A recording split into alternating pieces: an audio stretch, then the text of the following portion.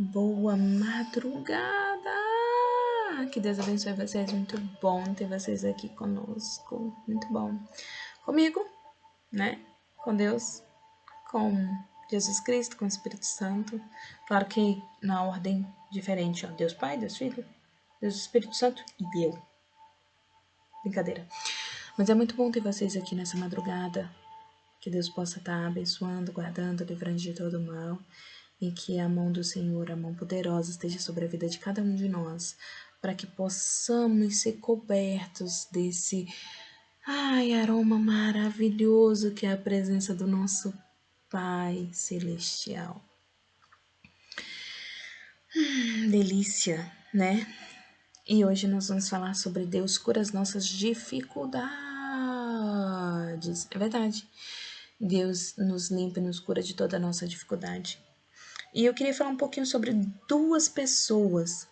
Uma que eu admiro muito e a outra que eu sou completamente apaixonada. A que eu admiro muito é Benny Hinn. Eu tenho uma admiração muito grande por ele. E ele conta Deus curando da gagueira dele. Olha que legal. Benny Hinn, ele teve uma vida muito... Tem. Por favor. e um dos testemunhos dele, ele conta que o Senhor chamou para estar à frente, para estar pregando, né, levando a palavra dele, e de por todo mundo e pregar o evangelho a toda criatura, né, batizando em nome do Pai, do Filho e do Espírito Santo. Só que Benny Hinn, ele era gago, né? E aí disse que ele conta no livro dele, Bom Dia, Espírito Santo, que o Senhor o chamou para começar a levar a palavra. E quando ele chegou ao púlpito para falar da palavra do Senhor, que ele passa a parte do culto todinha pedindo, né, e esperando a cura do Senhor, e que quando ele chega no púlpito ele ainda não está curado, mas quando ele abre a boca para falar da palavra de Deus, ele é completamente curado da gagueira. E aí ele começa a falar a palavra do Senhor. Benny Hinn coloca a importância de verdadeiramente se posicionar à presença do Senhor, como, por exemplo, Abraão. Quando o Senhor diz a ele, vai e leva o teu filho, ele vai e se coloca e leva o filho dele. Ele sabe que os dois vão voltar, mas ele não sabe como, ele não sabe se Deus vai ressuscitar o filho dele, ele não sabe se Deus vai trazer o filho dele de outra forma, ele não tem ideia, mas ele sabe que ele vai voltar com o filho dele. E o Senhor disse, entrega o teu filho, e ele vai lá e entrega, ele não questiona. Benny Hinn faz a mesma coisa quando o Senhor diz, vai lá e prega, ele sobe ao púlpito e ele começa a pregar e o Senhor liberta ele da gagueira. E isso acontece com Abraão, né? Quando ele chega lá e ele levanta o cutelo para matar o seu filho, o Senhor diz, Abraão, não faça isso.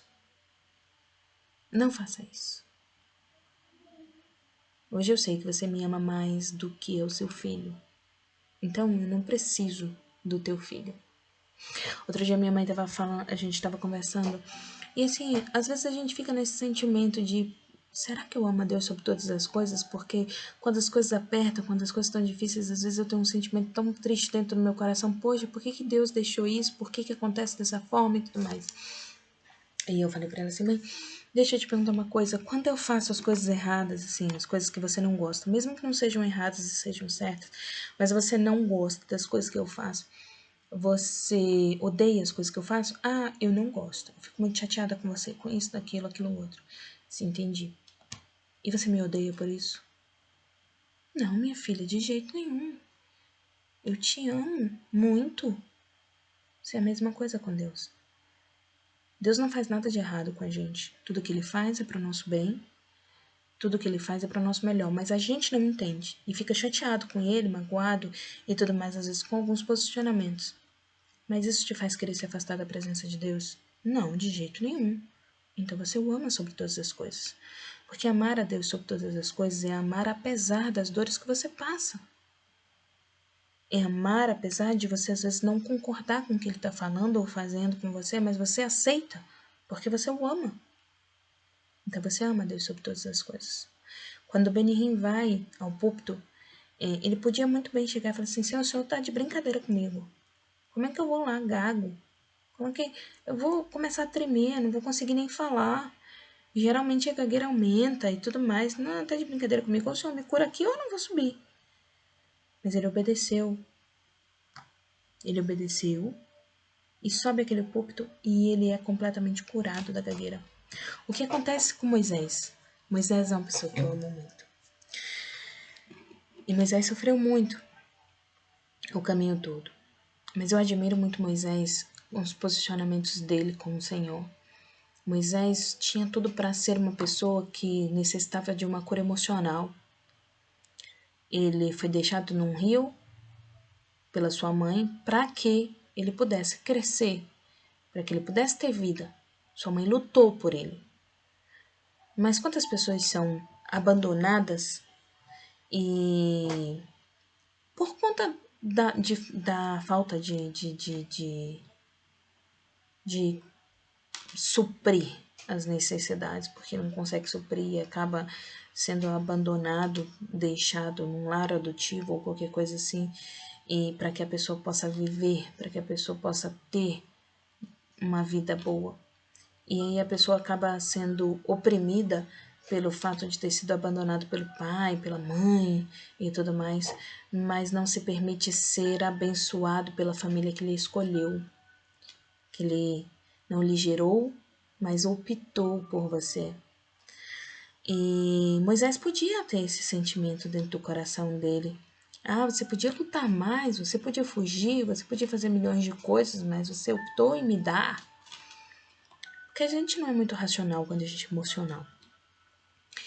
E Moisés, ele é retirado das águas pela filha do faraó, aquele que mandou matar todos os seus parentes. Ele podia crescer um ódio dentro dele, agora piorou, né? Deus ainda me traz para a barriga da miséria, me traz para a casa daquele que quer matar todos os meus parentes, aquele que me odeia, aquele que, né? E eu vou ser criado pela filha dele. E ele podia crescer odiando a mãe, ou ele podia crescer odiando o povo do Egito, de alguma forma. Mas ele cresce em estatura, graça, sabedoria, amamentado pela mãe, cuidado pela mãe biológica e com muito amor pela mãe adotiva que ele criou, independente de qualquer coisa.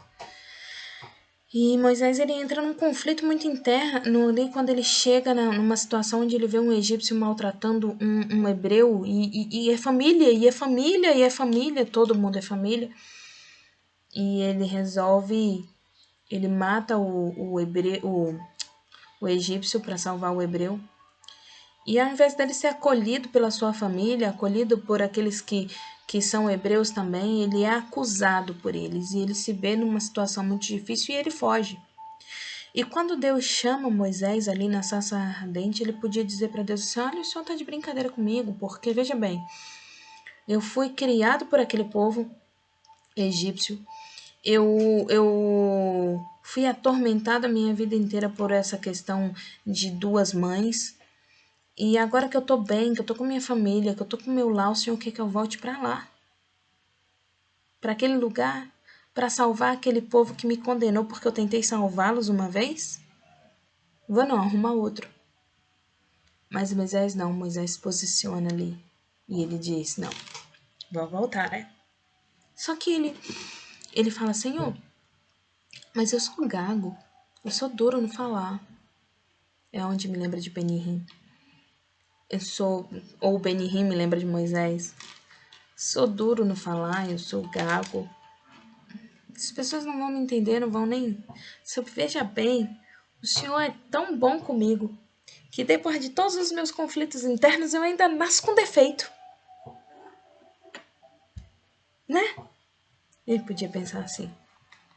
Mas não, ele diz, Senhor, as pessoas não vão entender, vai ficar complicado para mim. E ele diz, não, meu filho, você vai e eu falo por você. Deus não fala por ele, porque ele não se permite que Deus fale por ele. Que Deus transforme a vida dele e ele pede que Arão vá. E no meio do caminho, Moisés passa por uma situação, várias situações muito graves.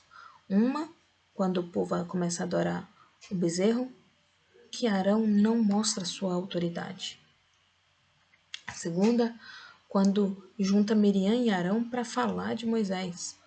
E o Senhor enche os dois de lepra. E Moisés precisa orar por eles, para que eles sejam limpos novamente. E ele ainda não entra na terra prometida. Às vezes a gente se sente assim, fracos, cheios de dificuldades, cheios de problemas e não sabe o que fazer. Clama a Deus e Ele te responderá. Clama a Deus e Ele vai te sarar. Clama a Deus e Ele vai cuidar de você. Ele é o único que pode. É o único que tem todo o poder para fazer isso, para transformar verdadeiramente a sua vida. Tome como exemplo a vida de Moisés, tome como exemplo a vida de Benihim, a vida de muitos outros. E façam a vontade de Deus. E Deus fará a vontade dele na sua vida. E transbordará. Pensa nisso. Deus abençoe.